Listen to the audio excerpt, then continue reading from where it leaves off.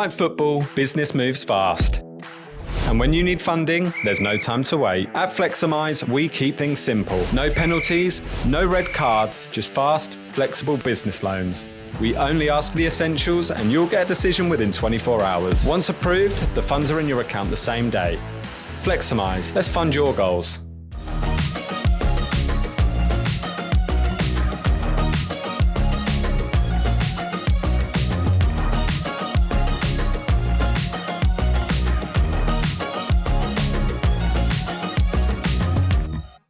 Town fans, hello and welcome back to Matchday Live, streaming on X, YouTube, Facebook and Town TV. Proudly brought to you by our headline digital partner Fleximize, the UK's award-winning lender offering fast, flexible business loans.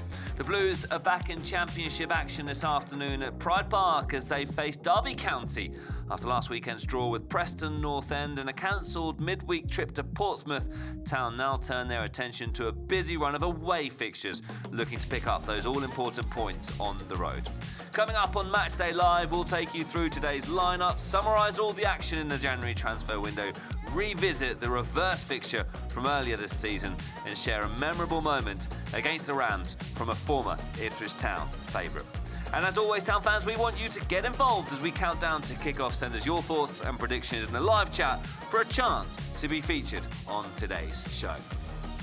Welcome everybody to Portman Road, to the Town TV studio. Of course, Ipswich Town on the road today, away at Derby County. And as always, we're joined by a couple of great guests. Welcome back to Tristan Nidan, welcome to the Town TV studio again, and to Mickey Stockwell, making your first appearance here of the season. Has sort of feel quite a big game, say, doesn't it? 7th versus 4th, and Ipswich will be looking to start this run of away fixtures with a good positive result, Tristan.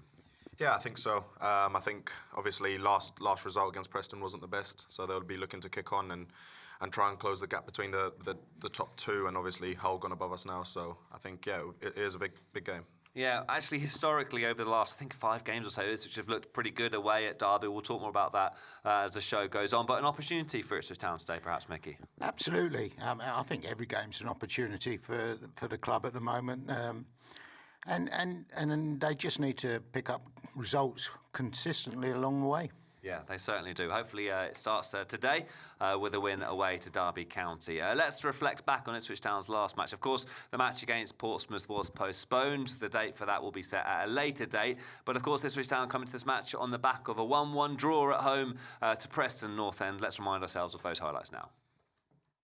As Ipswich Town host Preston North End in the Championship this afternoon, looking to bounce back from last weekend's defeat at Sheffield United, which ended a 7-game unbeaten run in all competitions. It's so tight and compact in there. Where's the advantage? Chiusta almost tripped by Whiteman, and he almost threads it through to Adon, and then the challenge comes in from Gibson. It drops for Davis just outside the box. Davis onto his right, Chiusta on the... just puts it wide, Jens Chiusta. And play goes on. And now Valentin looking to set Jefferson on his way again down the right side. Jefferson with support from Devine. Jefferson away from O'Shea, cutting him back for Thompson. Thompson left-footed effort, and it's a finger-tip save from Christian Walton over the bar. Preston, as a result, have a corner from the far side. In it comes from Devine. Kipre rising, and it's held back across goal, and it drops for Lewis Gibson. And Gibson slots Preston into the lead. Kipre and O'Shea again will be the main targets, and it comes from Clarke. It's a deep one towards the back post, and it's headed back across goal. It drops for Hurst. Davis to help it goalwards. Appeals for a handball. Akpom, danger not clear, and is it scrambled in? And it's Hurst at the back post who can't turn it in. The block came in. Coventry really have been hauled in, haven't they, Frank Lampard's side? Taylor lifting this forward towards Hurst. Hurst inside the box. Hurst, can he find the finish? Cleared off the line by Gibson. Ipswich can't find a way to break the visitors down. Here's O'Shea driving down the right side. In comes the delivery towards Akpom. Might drop for Clarke inside the box. Here is Jack Clarke trying to find a shot on that right foot. Is he found? Yes, he down. Penalty. It's Clarke.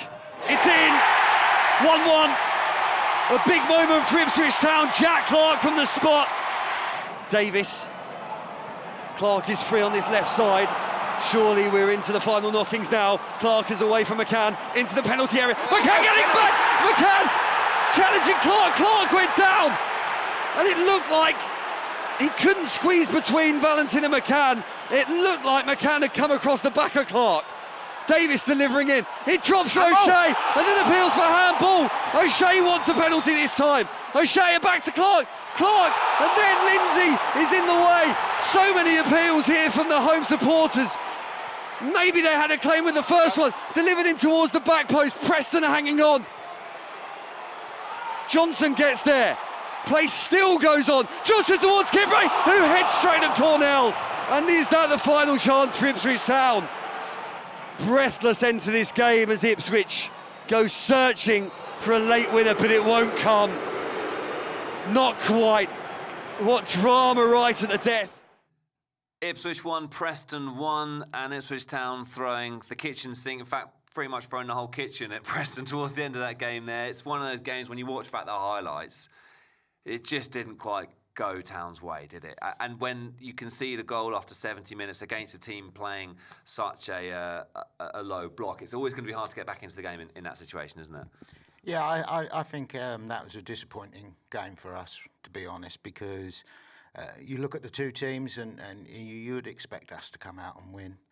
I don't blame Preston for sitting deep, because you look at the two squads and I'd come here and do that with the players they had. And it's just down to us to find ways, and we just didn't quite manage on the day. We weren't right at the top of our game, and we got sucked in, and it was a good point in the end, because sometimes when games aren't going the way you want them, and you've got to find a way of getting something out of it, and we just managed to get something out of it. But I think on the overall performance, we would be slightly disappointed with that game.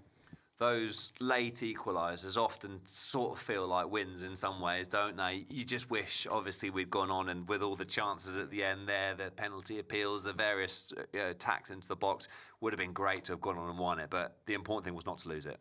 Yeah, of course. I think at this stage of the season, any point matters, and you're just pushing towards the end. Hopefully, it will be enough to get us into the automatic spots. But yeah, I think unlucky to not get a few penalty appeals at the end, but a good point. One of the things I love about this Ipswich Town team is they just keep going to the end, and we'll see it a little bit later on in the show when we watch back the last time Ipswich played Derby here at Portman Road earlier in the season with a 16th minute additional time equaliser or something like that. They don't know when they're beaten, and that is a big positive sign of a team, isn't it? It's keep going until the end. Yeah. And it's massively important that they didn't lose the game, so they can go into today's game with that confidence that they've found a way of getting something out of the game. They might be a little bit disappointed with the overall performance and how the whole game went, but they found a way not to lose, and you know, confidence is an important thing, and at least they can go now into the Derby game having not lost, because that would have been a big downer, wouldn't it? Losing to Preston at home, that would have felt horrible. They found a way not to do that, but they'll be hoping to play, you know, be able to be a little bit more on form than what they were against Preston. There's been a few games this season, haven't there, where there have been matches you would have hoped Ipswich Town would have gone on and won. For example, the Blackburn game when we got the last-minute equaliser with Wally Egley. Of course, this game, the Derby game. Those points at the end of the season, you hope that they are the difference, don't you? And as Mickey said, to go into this match now away to Derby on the back of a draw rather than a defeat, it sounds very different. It makes a big difference, doesn't it? Yeah, I think so. It's huge in the grand scheme of things, and no one wants to be on the end of a losing game, especially at home in front of your own fans. So to get a last-minute equaliser and then to be pushing to try and get that winner, I think it will give a boost of confidence going into today's away game. Let's take a look back at some of the key moments from the game, starting with Preston's goal. It's one of those situations, isn't it, where teams turn up, they play the low block, they're very difficult to break down, and it can be quite frustrating to watch as fans, because, I mean, Ipswich just have to break forward and try to make as many chances as they can. But then if you get caught out, like Ipswich did against Preston here, it can make the game very difficult. What can Ipswich have done differently to defend that corner, do you think, Mickey? It's difficult. I mean, you want to win the first header or the first challenge, and then you want to react to the second challenge quicker than the opposition. You know, that's both sides in the box, isn't it? You're trying to get the first purchase on the ball, and then, you know, the reason why lots of teams are taking long throws and more corners into the box is because the ball drops down and the first person to react has got a good chance of scoring. You know, it's not rocket science. It's lots of analysts now telling them to do it, and you know, you've got to be the first to react on all the first and second challenges. And in that instance, it fell Preston's way. They scored. And that was their game plan, worked perfectly. We'd missed a couple of opportunities. That goes for them, and then suddenly they get their opportunity. They take it. They've got something to hang on to. And for the majority of teams coming to Portman Road at this time, that'll be their game plan, and it worked for them for a long part of the game, and luckily enough, we found a way just to get an equaliser. I think we would like to have created more chances on the day, but that's how football goes. It all happened at the end of the game as well, didn't it? We really pushed for that equaliser. And I have to say, there was a lot of shouts and this, that and the other for penalties, but having watched last year with VAR, or the VAR or whatever, I just felt I've enjoyed watching the games more without that this year. That wait, and it's just silent, and you're sitting there, and it's a strange feeling, isn't it? Well, you know, the whole season you're just waiting on what's going to happen. There would have been a lot of VAR decisions in that game, wouldn't there? And we were speaking about we're watching the highlights and having our own sort of conversations just off the air. The Jack Clarke penalty, it was silly challenge by the Preston defender, wasn't it? But it worked out well, and Jack Clarke steps up again, big pressure moment, and he's scored the penalty, and what an important goal that was. Yeah, like we said, no need for the Preston defender to make that sort of challenge. You know, Jack's going into a lot of bodies, but unbelievable from him. He created a few chances towards the end, cutting inside, and that's where he's most dangerous. I think needs to have a little bit more box entries, which he has done last few months. He's really turned a switch, and yeah, really good. I know, obviously, the penalty, they say it's a double touch, but I think it's harder to score a double touch than it is when you're slipping over. But yeah, really good from Jack Clarke towards the end. Certainly was. Let's talk a moment about Anis Mehmeti, obviously coming in the January transfer window, and that would have been his Portman Road debut. And impressed a lot, didn't he? I think he had a good game and an exciting town signing. Yeah, actually, on the day, he was one of the guys who really impressed. He looked like he wanted to get on the ball. He looked like he wanted to take responsibility, and I think it was a good debut. Yeah, he certainly was. As a player coming into the club, obviously we've had a fair few signings this year. Well, it must be a brilliant feeling going out there and playing in front of nearly 30,000 fans week in, week out, and he's taken the most of his opportunity, got forward well, and looks like it's the right player at the right time, doesn't it? Yeah, I think so. Obviously, we watched him here against Bristol City when he came in and we beat him. He looks like a real exciting player. He has just like a swagger about him that I feel a lot of front players need nowadays. He just looks like he's a creative spark, and anything can happen going through him. And just to wrap up thoughts on the Preston game, and we move on and talk about January transfer windows and the transfer signings in a bit more detail. Obviously, we'll move on from that. Ultimately, it was important not to lose. Crowd were behind us right until the very end. And I think there's you've got to look at the positives for those performances, haven't you? Yeah, there's still massive expectancy, isn't there, at the football club? I mean, it's heading in the right direction. There's so many positive things that are happening at this football club. And the lads have just got to keep going. I mean, I thought it was important that we didn't lose.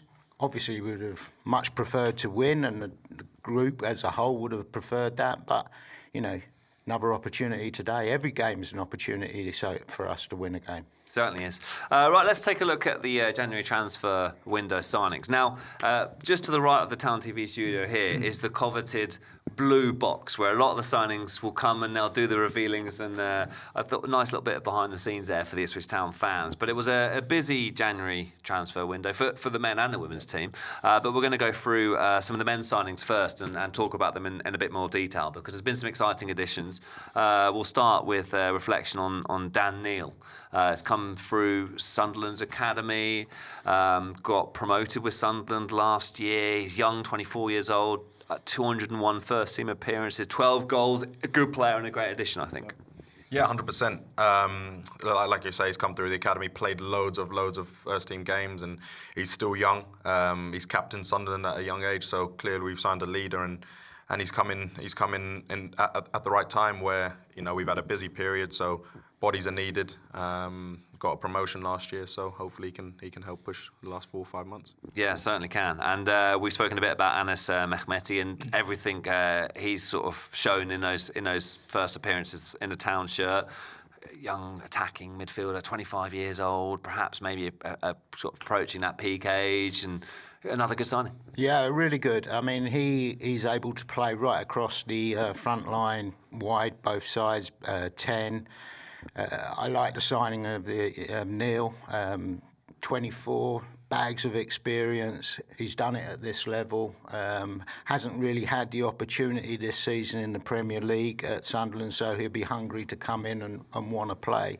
So 2 really good signings. And also just to mention on a couple of players that have gone out on loan, Cam Humphreys and Harry Clarke in particular, young players going out, getting experience. We talk about Harry Clarke, he's still young. I mean, he was such an important part of that promotion side, but he's going to want game time. It's so important, isn't it? For those, what are your thoughts on Cam and Harry getting out? Yes, Clarke, I think is a good loan move. He's gone to a championship team and he wants to be playing games week in, week out. Obviously, he had a long-term injury, so I think his football has been interrupted the past year. For Cam himself, he's gone to Huddersfield. I think obviously expecting to work under a former coach here. Unfortunately, it didn't work out, but he's now working under Liam Manning, who is an unbelievable coach, and he was at the academy. So I think it's a great move for Cam as well. And obviously, sorry, I was going to say, like Tristan, I coached both of those in the academy, and you got to play. It's a short career, It doesn't feel like it when you're there, but it is short career, and the best thing about your career is actually getting on the pitch and playing and experiencing all the things that go with that.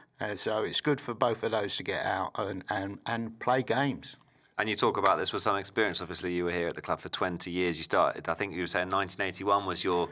81 and left in 2000, so 19 years. Yeah, it's a long time, but you want to play. The game's changed, the finances have changed, but the best part of being a footballer is getting on the pitch and playing.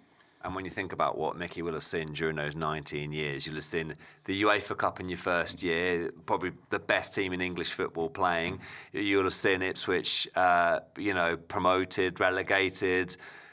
I mean, what an amazing experience that must have been to have been at the club for such key years as well. It's amazing to think about, isn't it, Tristan? It is, yeah. I mean, I wish I could have been here that long. It is amazing, and he's a legend. Obviously, I worked with him in the academy, and as well as a good player, he was a fantastic coach as well. So he helped with a lot of our journeys in the academy, and you can see how many players have come through with the likes of him and a lot of all the other ex-players. So yeah, I can only imagine what it would have been like to have been here that long. Thank you for your service, Mickey. I think it's good to remind ourselves of just how much of an impact. Seems a long time ago now, but and you getting on the pitch and playing leads to all the other good things that happen in your career, I can't think of anything more frustrating than just sitting in the stands and watching. You can't. Well, and like a word on Kieran McKenna and what he's doing, obviously getting players out on loan, bringing players in, it's a balancing act, isn't it? Keeping everyone happy, keeping that dressing room happy, that's a tough job, isn't it?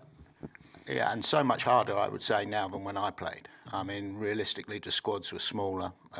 There was probably 12, 13 players who are realistically going to play on a Saturday, if everyone was fit. Whereas now you've got 2 players for every position who want to play, and I think it's really difficult for the managers to keep everybody happy. It's and that's the balancing act that you've got when you have a really good, big, strong squad, is keeping everybody happy within the squad. Yeah, as fans, you often fall into the trap of thinking we want players coming in, we want new players every window, but sometimes it's about making sure the current playing squad you've got are happy, and that's a balancing act, isn't it, Tristan? Oh, 100%. I mean, the squad now is massive as it is, so I think the manager's got a tough job on his hands, keeping everyone happy, and although everyone wants new signings, you also have to realise that there's still bodies in, so to get new bodies in, you have to get bodies out. So it is hard, and it is, like you say, it is a balancing act.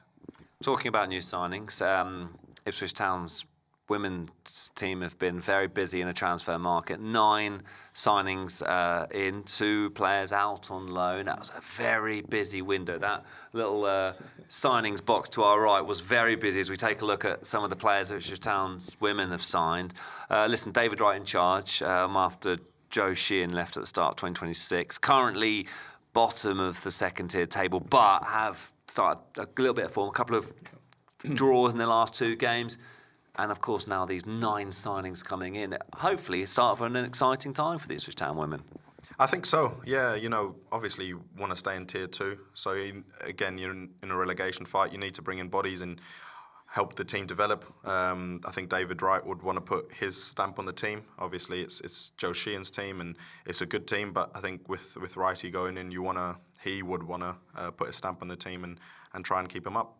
When new players come in midway through the season, and 9 players is a lot of players, how hard is that? Because it's a different challenge, isn't it? When you get a lot of players coming in at the beginning of the season, you might have pre-season to integrate them, but when you've got 9 players who've got to get straight in there and start winning matches, that's a challenge in itself, isn't it, Mickey? Yeah, it is a challenge. It's a big challenge for Wrighty, but, you know, the girls at the bottom of the league, they need a little bit of a tonic, a little bit of something to try and help.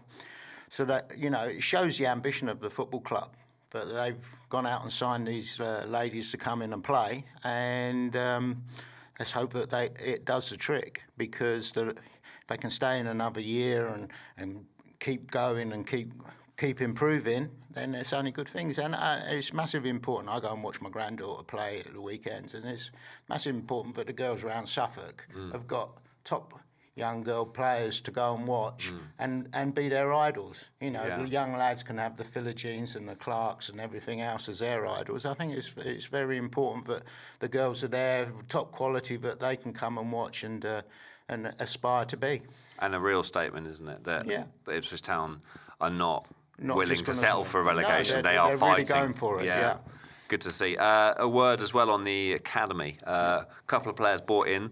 8 players sent out on loan, which I think, again, is an important thing to reflect on, isn't it? Because we want our youngsters going out and playing football. Tristan, I know you've watched the under-21s and you've been across the academy a little bit, and your time sort of in and out of the club. What do you make of that? It's good business again, isn't it? Yeah, good. I think it's massively important for young players to go out on loan. The most important thing as a 18, 19, 20-year-old is to be playing men's football. Although academy football is good, I think it has its limit, and you want to play competitive football. You just don't want to be playing tippy-tappy football all the time. And although they say it's good for development, but you also need men's football to develop physically and have an importance of winning. Obviously, the 2 signers that they brought in, one's been playing men's football at Stevenage, the other one in Frankie Runham. I've watched him. He's very direct. He's powerful. Obviously, been playing 18s and 21s at Chelsea. So both are good signings and hopefully can improve the 21s. Football is often about taking the next step up, isn't it? We talk about the jump from the Championship to the Premier League. If you're an academy player, it's that jump from youth football to senior football. Yes. And I think these moves in and out of the club are an important part of establishing that jump from youth to senior. Mickey, would you agree? Yeah, absolutely. And that's just a massive mark of how the game's changed since I was a young lad. Back then, you got thrown in, 16, 17, 18, 19, and you got your opportunity. And you either took it or you didn't. Now you've got really talented young players who are really desperate for an opportunity, but the pressure on managers to get things right and everything else has meant that they have to wait so much longer. They financially get paid well, but they have to wait a long time to get the opportunity, and that can be tough. Certainly can. Right, we've spoken about some of the new faces in, and it's time now to get to know a couple of the new Ipswich Town's women's signings a little bit better. Let's get to know Malika Mina and Nellie Lass, who've been talking to the Town TV cameras, to get to know them a little bit better.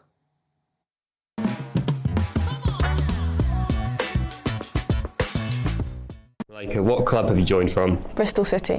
What position do you play? Centre midfield. Favourite music artist right now? Drake. Favourite dessert? I'm not really a dessert type of person, to be honest. Favourite meal? Oh gosh, sorry. I like a Nando's. Best holiday you've been on? Tanzania. How would you describe your playing style?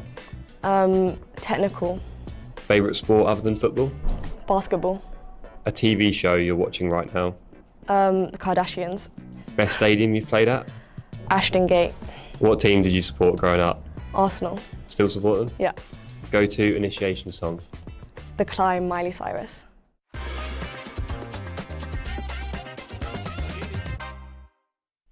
Nelly, what club have you joined from? Leicester City. What position do you play? Fullback. What is your go-to pre-match meal? I would say bagels with an omelette. Favourite dessert? Chocolate cake. Have you got a nickname? Just Nels probably. How would you describe your playing style? Aggressive and direct. Favourite sport other than football? Tennis. A TV show you watched recently? I watched Runaway on Netflix, which was really good. Do you prefer home or away games? Home. What boots do you wear? Nike Mercurials. And how do you feel to have signed for Ipswich Town? Really excited. And we're really excited to have you both. Nice to get to know the players a little bit better. Right, let's go back in time to 2013, which, believe it or not, was nearly 13 years ago. Time flies, doesn't it, when you're having fun? We're going to take a look back at a really important goal for Ipswich Town at the time. They were desperate for the points, away to Derby, and up steps Carlos Edwards with an absolute screamer. This is one of my favourite Ipswich Town goals. Let's take a look back at it. Play on, says the referee. Coots in the centre of the field, tries to beat in Daw, and Daw's having none of it.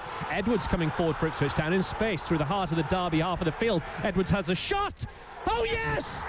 What a goal! It's Carlos Edwards drills it into the net, and right at the death of this game, the captain has got the winner. What a massive victory this will be for Mick McCarthy's side, deep into added on time. It's 1-0 to Ipswich at Pride Park.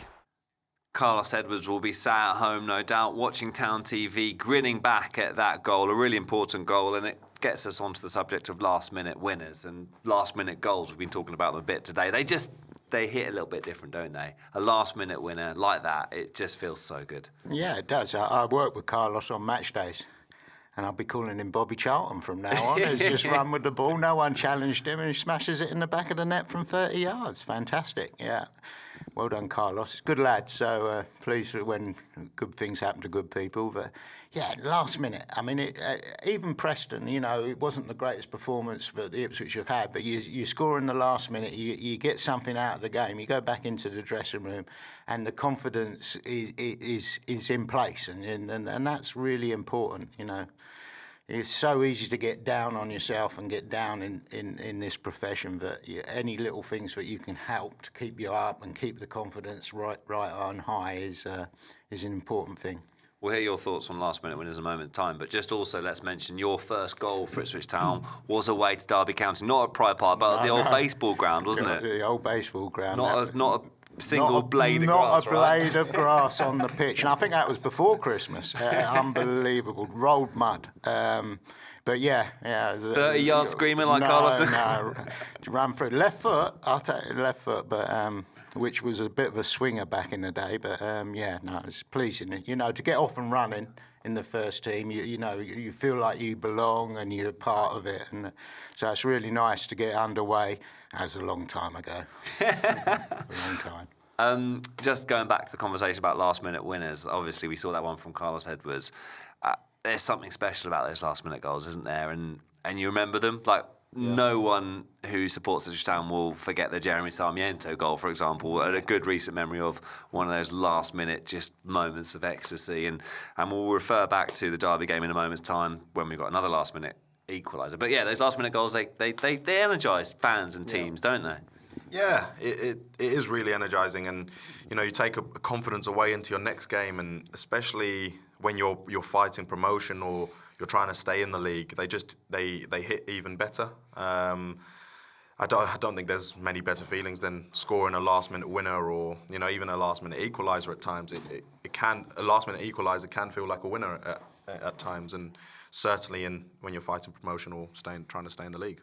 And it's not only the players who feel good; it's the fans, isn't it? You know, if you'd have lost at home to Preston, that would have left everybody feeling a little bit. But suddenly you get that last-minute equaliser. The fans go away feeling a little bit happier, and you know there's something positive at the end of the game just to take away from it. Yeah, talking about last-minute equalisers, when we played Derby here at Portman Road earlier on in the season, I think there's got to be some kind of record. 16th minute of added time, up steps Jack Clarke again to put away a penalty. He's certainly a pressure player, isn't he? Let's remind ourselves of that 2-2 against Derby, and then we'll talk about it a little bit more with the guys.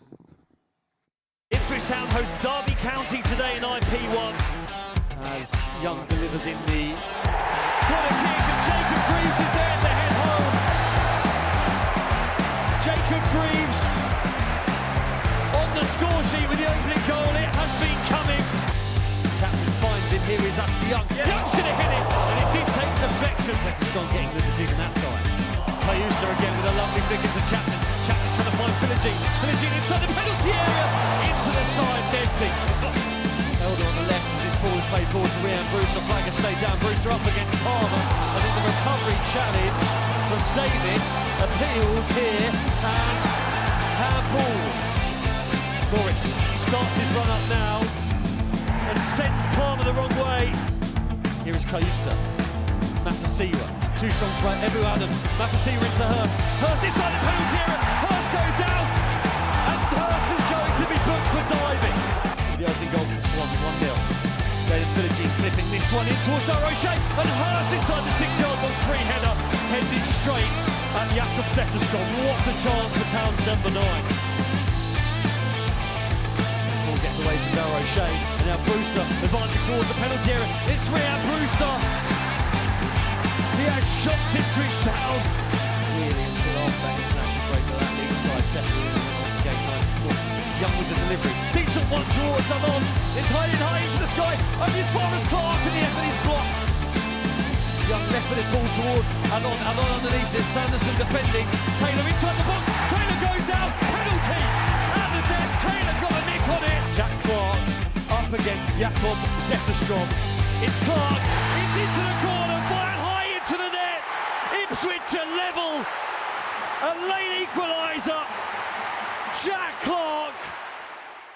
Phew, sigh of relief to see Jack Clarke scoring that penalty. Kind of going through the motions watching that back. It was a topsy-turvy game, and one of those games you feel probably Ipswich on a different day would have won. Penalties, goals, lots to talk about from that game. An exciting game back when Ipswich hosted Derby. Yeah, it's Groundhog Day, wasn't it? Same colours, same Yeah. rewind. But yeah, and the same sort of thing. Kept going, managed to find a way of getting something out of the game where, you know, Derby had come and done a little job on us. Similar sort of situation, sat in, got the breaks, scored possibly their 2 chances in the game, and suddenly you're under pressure. And again, just found a way of eking something out of the game. Yeah, it was a clean finish by Brewster as well, wasn't it? And I think Ipswich in the end rescuing the point with the 16th minute of stoppage time equaliser. But you put that behind you, and then you look forward, of course, to today. Yeah. Town have won 4 of their last 5 trips to Pride Park. It's clearly a happy place for Ipswich Town, and sometimes these little runs can continue, can't they? And Town will probably go into this game with a bit of confidence. They won't worry too much about the previous matches. Of course, it's all about today, but that certainly helps, doesn't it?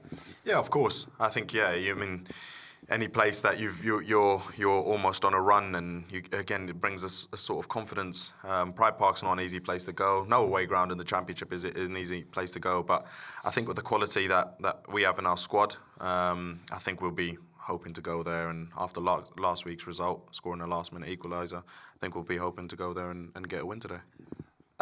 Top 4 positions of the Championship at the moment are... It's an interesting scrap that's going on, isn't it? Coventry have surrendered their massive lead at the top. They're on 58 points alongside Middlesbrough. Hull have sort of quietly gone about their business and have snuck up to 3rd now. Ipswich have got the game in hand, win that. They're level on points with Hull. It's an interesting battle that's going on, isn't it? But it very much feels now that from an Ipswich Town perspective, you've just got to win each game, or you've got to, take each game at a time, because every game is crucial now to keep up with those top 3. Absolutely, you've got to stay in the moment, but I'm just waiting for us to click into proper gear. I still think there's another couple of gears to go into for this squad, and, just finding that momentum where you're winning game after game, and then you have the occasional draw. And I can see us going on a run like that between now and the end of the season. And the sooner we start, the better, really. Do we think that run might have already started? Like, look at the last 5 games: 1-3, drawn 1. I mean, we're winning more games than we're not. Yeah. Are we starting to see that run happening, do we think? I think so, and this period between November and January, February is such a tough period. And we've got a good run of results. We just need to keep it going. And I do think there's still a lot more to come. The Championship is so brutal. The squad is so big compared to the rest of the Championship squad. So there is a lot more to come. And I still have a belief that they're going to not only get automatics, but I still think we're going to win the league. I just think there's too much quality in the squad to not push on and get something out of this. It does feel like the league is there for the taking, doesn't it? And Ipswich have been chasing for a lot of this season, let's be honest. They haven't been in those top 2 positions much this season. So then when you catch up, lose a game, fall away again, it can feel frustrating as fans, can't it? But to be within, OK, we've got a game in hand, but win that game in hand, and then you're within 4 points of the top 2 is still very much the sweet spot of the league. It is, and like the fans, I just think there's more to come. We're on a run, and we're not. We're picking up points and we're winning games, drawing games, but you can still see that there's the possibility that you could just click into gear and really just go away from the others, because I just think we're the best team in the league if we really put it together, and I honestly believe that. But it's just not quite clicked totally yet, in my opinion. Yeah, it still feels like there's more to come, doesn't it? Derby are having a great season, 7th in the league, just on the outskirts of the playoffs, but have only won 1 of their last 7 home games. So their home form's not been great. Our away form could be better. Yeah. This could be a chance, couldn't it, to start? I feel with Derby's, there's pressure for them, isn't there, to get a win today, or at least a draw. There's a chance for us to attack that pressure. Yeah, 100%. I think 1 win in 7 at home's not great, so the fans could be on their back. I think sometimes being away from home, it can help because there's not so much of the home pressure, and you're taking 2,000-3,000 away fans, and if we get an early goal, their fans will turn, the pressure will start to kick on them, and I think we could go and if we score an early goal, we could run away with the game and win comfortably. One thing is which we'll look on improving on is when they go behind, and it does happen in games, of course, looking to hit back and win games from losing positions. But hopefully that isn't the case. Hopefully we'll go on and win 3-4-0. Let's take a look at the starting lineup, shall we? Because the team news is in. You probably will have already seen it on social media. If you haven't, then this is your town team lining up against Derby. Walton, Davis, Kipre, Matasiwa, Burns, Taylor, Furlong, O'Shea, Azon, Mehmeti and Clarke are your starting 11. Thoughts on that team, guys? Obviously, Azon up top. Jack Clarke's been in fantastic form, hasn't he? And there's there's sort of a solid side there with Burns, of course, starting as well. We'll start with you, Tristan. What are your thoughts on that starting 11? Yeah, it's a good team. I think with Burns, you have that pace and directness down the right-hand side, and then obviously with Clarke, you have someone coming inside the pitch, or the same with Mehmeti. They're both coming inside the pitch and trying to create something inside, whereas you have Burns going on the outside. I think centrally there's a good spine with Taylor and Matasiwa. Matasiwa sweeping up the play, and Taylor trying to create something from that central area. Obviously then with Clarke going inside, you have Davis going outside. It's an unbelievable team, and the bench is just as strong. So, yeah, really exciting. Really well analysed, that, Tristan. I know you're a big fan of Wes Burns. We spoke a lot about him before the game. He looks like he's come back from that ACL well. Nearly back to 100%, would you say? Yeah, it takes a little time just to, get the rhythm of playing again. I mean, I was unlucky enough to do my ACL, and it takes about a year to get back to where you're feeling really comfortable and everything's back to normal. But what I like about Wes is he runs with the ball, he runs without the ball, he's direct. He gives us something different from the others. Clarke, Philogene like to take people on with the ball, trickery and calmness coming inside, whereas Wes is a little bit more old school, a bit more direct. And I like that. I like that you have differences in players. You don't want everybody just to be the same. It's nice to have points of difference within your attack, and I think Wes gives us that. Interesting. You mentioned the bench. We'll take a look at it now. Jaden Philogene is actually celebrating his 24th birthday tomorrow, but he's still out. We obviously miss Jaden. He's been such a good player. We'll wait for his return to the match day squad. But taking a look at that bench, Jens obviously on the bench, Hurst, Wally Egley, McAteer, Greaser. I mean, there's a whole host of players that could make a difference today, isn't there? Neil, of course, on the bench as well. We've spoken about him coming into the team. Yeah, I mean, it's such a strong bench, and I think all of those players are probably guaranteed starting players in a lot of championship teams. You know, you have a creative spark coming in there. You have pace, you have power. You have Kajust, who's probably one of, if not the best centre mid in the league.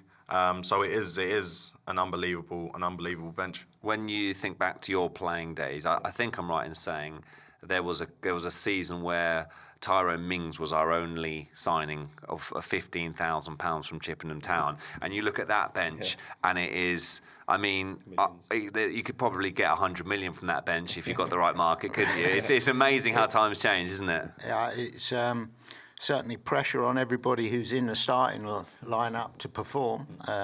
It'd be interesting, isn't it, between now and the end of the season, how many times the team changes, and I would have thought it's very difficult to get that rhythm of playing with someone. I mean, that was the benefit of having a smaller squad. If I was playing with Tris every week, you get to understand each other's games and how you balance off of each other, whereas now the game has moved on and there's big squads and the players play with different people a lot of the time, and I think you lose a little bit of those connections, but then obviously you've got stronger and powerful because they're not playing every single game and every single minute of every game. So, you know, things change. Yeah, longevity is certainly key in the Championship, isn't it? Right, let's reflect on today's away. Well, I was about to say away opponents. Of course, they're playing at home. Today's away team is, of course, the home team, and Glenn Wheeler is across Derby County like no one else. Glenn, talk to us about today's home team.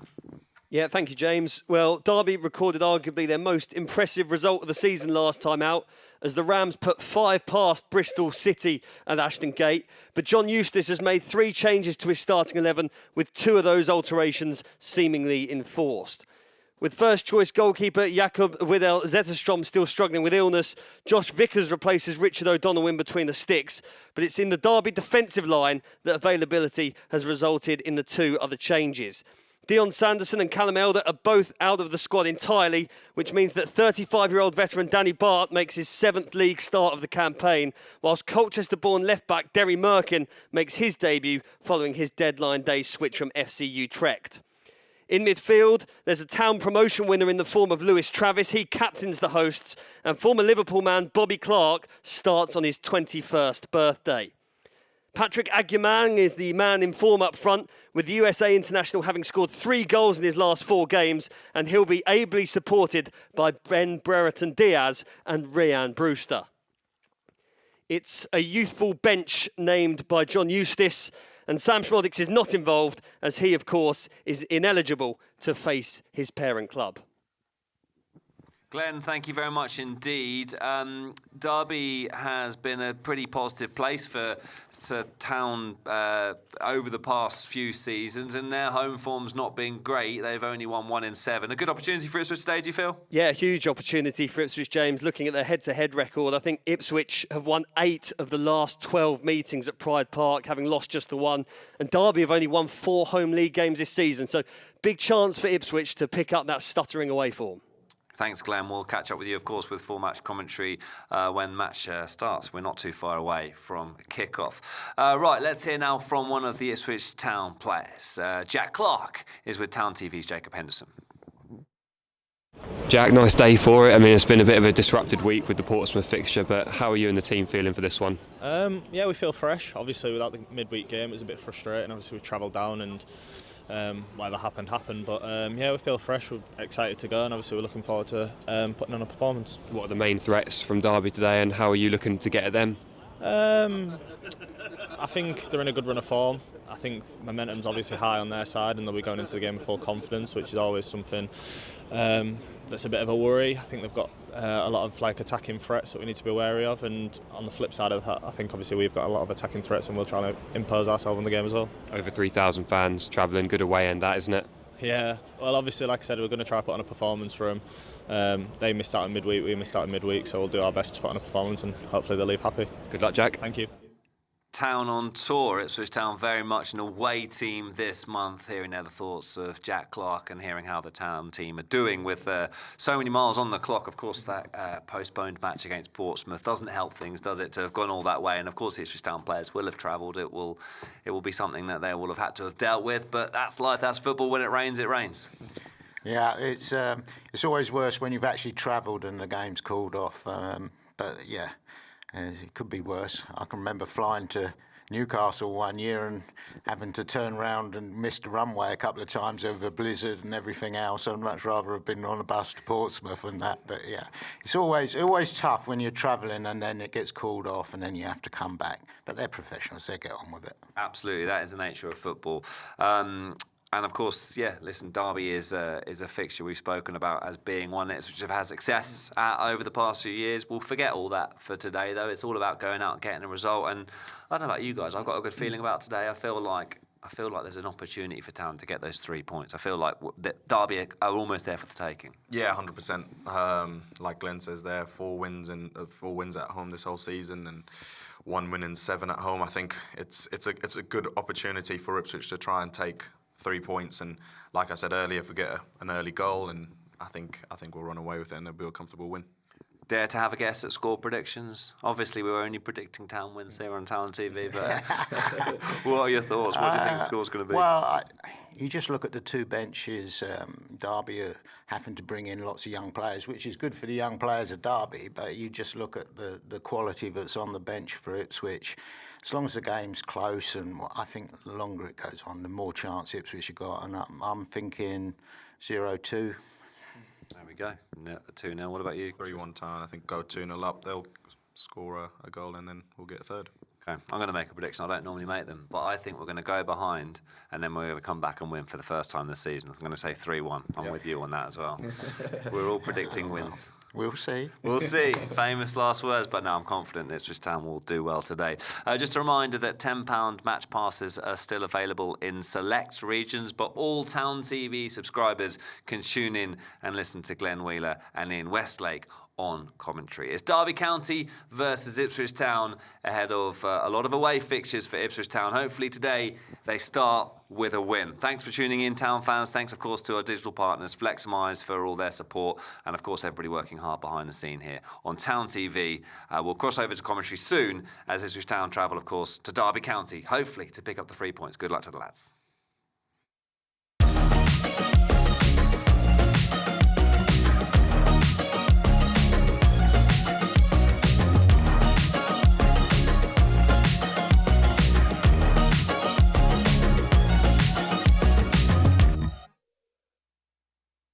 Just like football, business moves fast.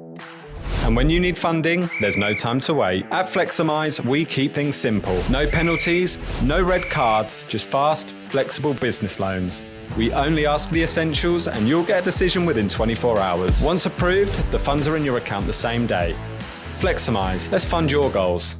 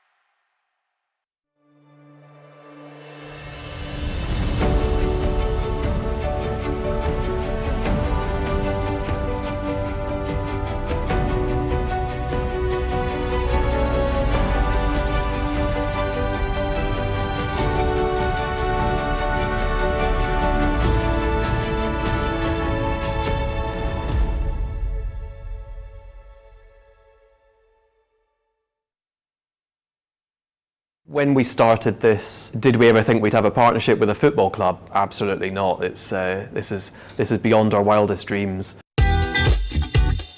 We pretty much exclusively hire graduates at Halo. We're very proud of our Suffolk roots. Halo's a pretty passionate, positive, enthusiastic place generally, but when you've also got what's going on at the football club, and it's just blending passion and enthusiasm.